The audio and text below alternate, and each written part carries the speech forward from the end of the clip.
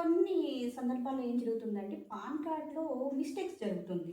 Name మిస్టేక్సు, ఏదైనా ఒక correction చేసుకోవాల్సొచ్చినప్పుడు father నేమ్‌లో spelling mistake కానియండి, లేదా మన నేమ్‌లోని స్పెల్లింగ్ మిస్టేక్స్ అలా రావటం జరిగినప్పుడు అలాంటి కరెక్షన్స్ ఎలా చేసుకోవాలి? కరెక్షన్స్ ఏమున్నా గాని చేసుకోవచ్చండి. ప్రాబ్లమ్ లేదు. దానికి కూడా పాన్ కార్డ్‌లో ఆప్షన్ ఉంది. కాకపోతే ఏందంటే, ఆ కరెక్షన్ ఏం చేస్తున్నాం ఇంక్లూడ్ నేమ్ ప్రూఫ్ పోతే మన నేమ్ ప్రూఫ్ పోతే నేమ్‌తో ఉండే ప్రూఫ్ తోటి ఏదైనా ప్రూఫ్ సబ్మిట్ చేయాల్సుంది. Like okay. 10థ్ క్లాస్ మార్క్ లిస్ట్ కానీ, ఓటర్ ఐడీ గానీ, హుహు. సేమ్ లైక్ ఫాదర్ నేమ్‌తో కూడా అంటే ఫాదర్ నేమ్ గవర్నమెంట్ నుంచి వచ్చిన డాక్యుమెంట్. డాక్యుమెంట్స్ ఏదైనా సరే హ్మ్. ప్రూఫ్‌గా సబ్మిట్ చేస్తేనే అది ఓకే అవుతది. హ్మ్. మనకు చేతి రాదని నేను చెప్తాను రాసుకోండి అంటే మాత్రం కుదరదు. హ్మ్. ఓకే. ఇప్పుడు గెస్టెడ్ సైన్ ఇచ్చారనుకోండి ఒక ఫార్మ్‌తో. ఆ గెస్టెడ్ సైన్‌తో ఏమైనా కరెక్షన్స్ చేయొచ్చా?